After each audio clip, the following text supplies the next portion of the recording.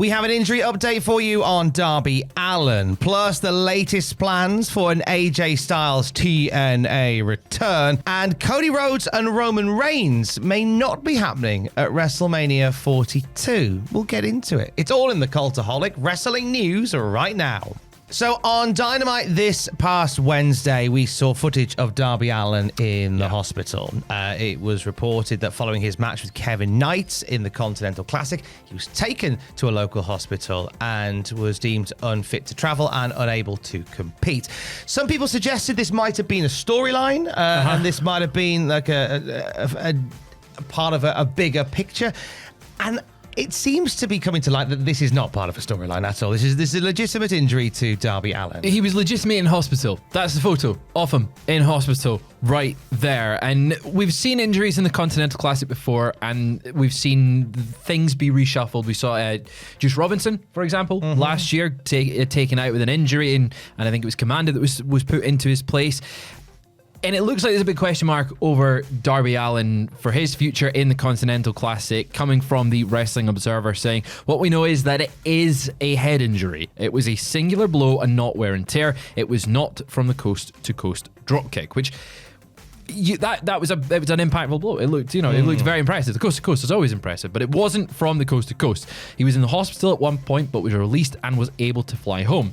They're going to wait until Collision to see if he's able to return. With head injuries, of course, there's no set time. He could be fine by Wednesday, or not fine for months, or be like Adam Cole, where it could be a year or never again. So it's a lot of variables. Hopefully Darby is going to heal up fast. But a head injury, you never want to take lightly. You never want to just rush through things with a head injury.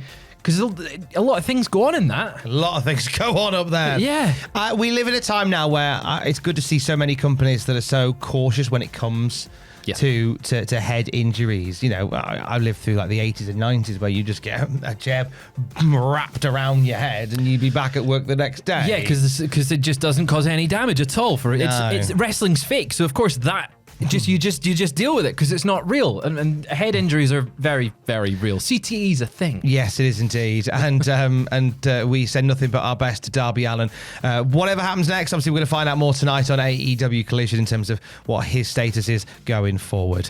Let's jump over to TNA. Big week just gone for TNA, announcing the deal with AMC. They're going to be moving to a brand new network in January and in the homes of 60 million people, which is a huge coverage for TNA. It comes after a year that has seen them strike up a partnership with WWE, that has seen record crowds at Slammiversary and Bound for Glory, and they're already looking ahead to the new year and how they are going to make an impact. An impact?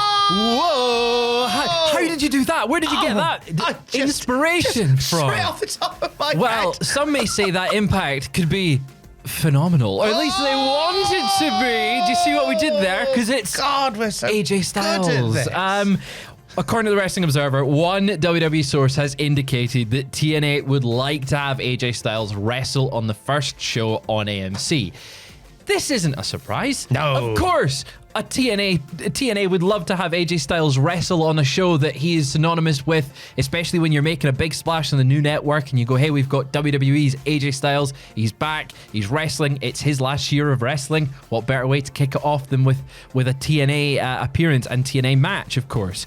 Now, the Wrestling Observer continues by saying it's always been up to WWE, which did allow Styles to do a non-wrestling appearance at Slammiversary. Obviously, made an appearance. He came out and saw Leon Slater, the new X Division champion. They had a little moment in the ring.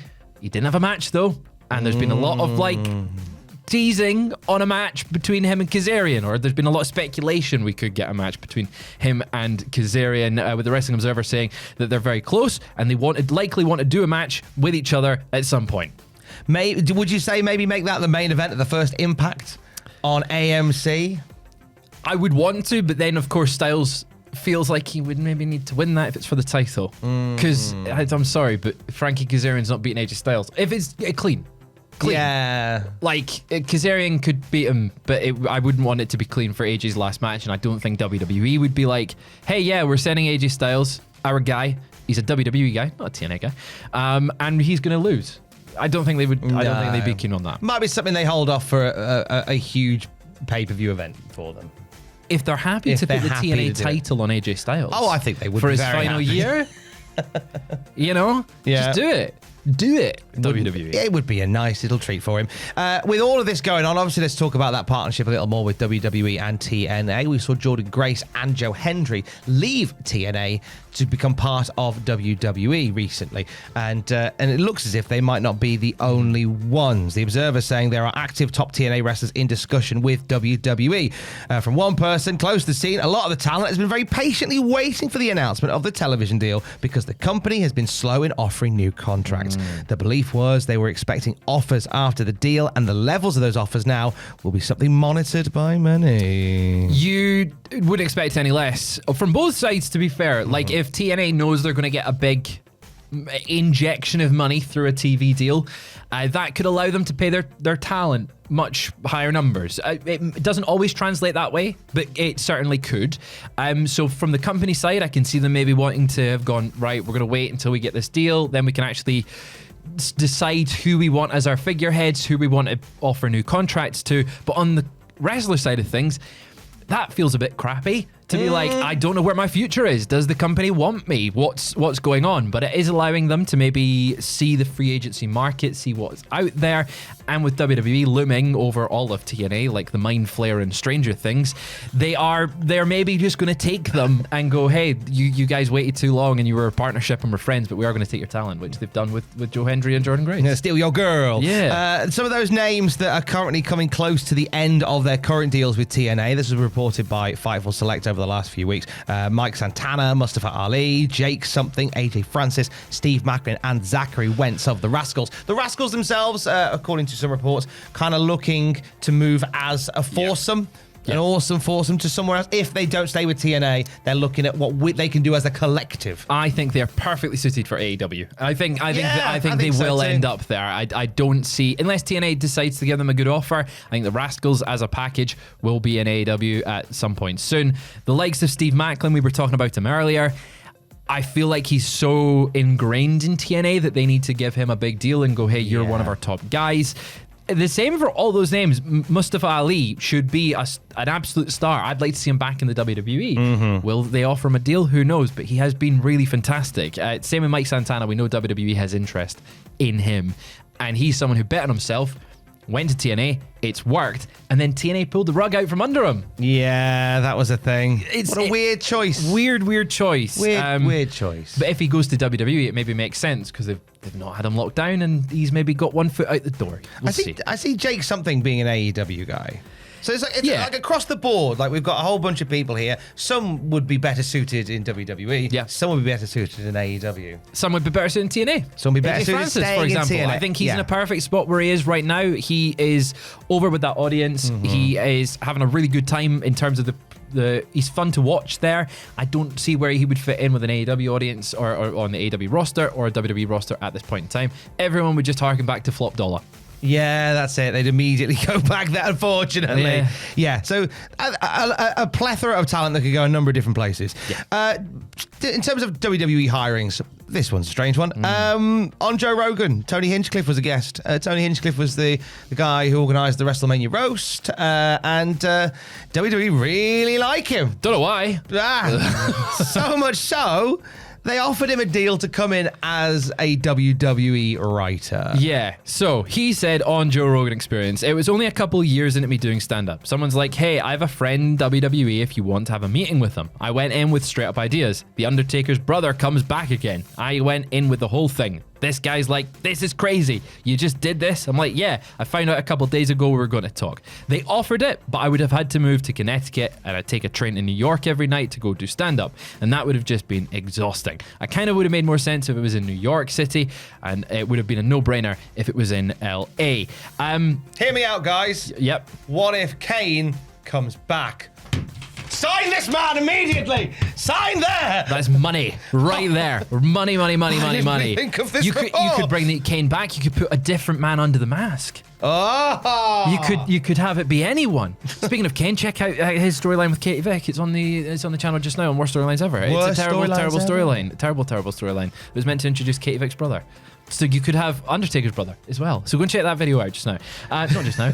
After this video. After this one. Go and check it out. That is not a, it is one of the worst storylines ever. I wonder whether Tony would have written better or worse storylines.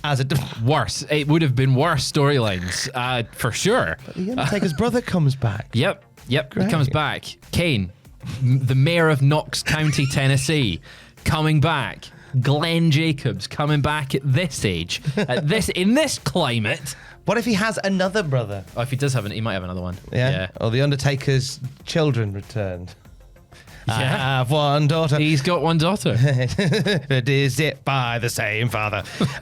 Shawn Michaels chatting to the San Antonio Press this week. Obviously, Chef Michaels has been cooking in 2025, but he's given some details on a special ingredient in his wrestling Graps goulash, and it's not Joe Hendry. It's not Joe Hendry. It's not. It's Ren Sinclair, he believes, will be a breakout star from the NXT roster in the next year. He says Ren Sinclair is one of those people that from a creative standpoint is the joy to get to work with because there isn't anything that she can't do.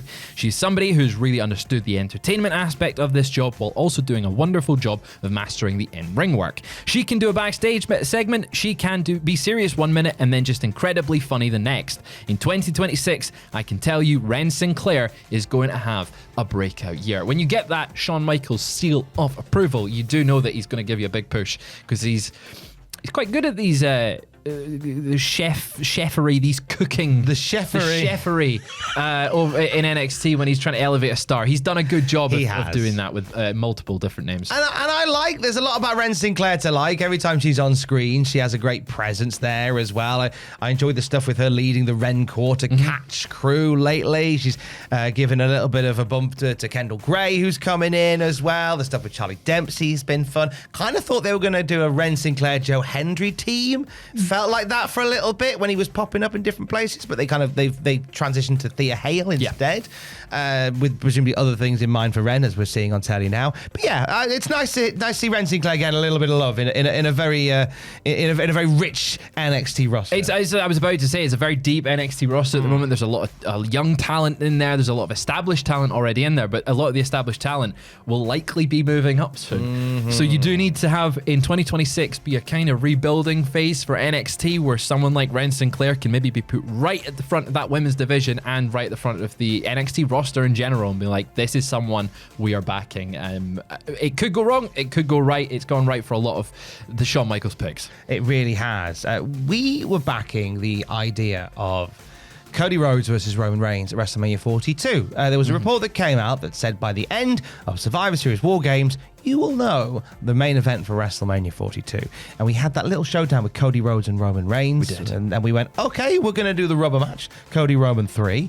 Apparently, not necessarily the case after all, Fraser Porter. Yeah, this one coming from the Wrestling Observer saying that the talk of it is maybe a little bit premature. It says it's been confirmed to us that a Rhodes versus Reigns match for the WWE title is in the plans. So it is planned, not necessarily for WrestleMania. It goes on to say that Rollins versus Breakker, Reigns versus Punk, and a Rhodes match against someone else could be done. It says Rollins versus Breakker is, in the discussions because Rollins has talked about wanting to wrestle at WrestleMania. And the Observer has been told that it's a possibility that he is able to wrestle at WrestleMania, but it's a bit too soon to determine if it can happen. So they're keeping their options open. Yeah. It seems at this point. I don't mind. I mean, a Rhodes and Reigns rubber match is something that we will eventually get to. And maybe their plan is to do maybe something like that as a marquee match at the Rumble. Possibly. But then I'm getting flashbacks.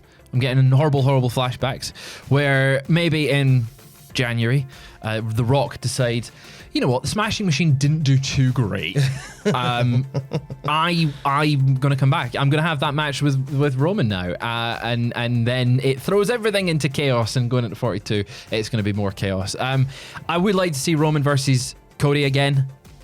I do feel it's maybe a bit too soon.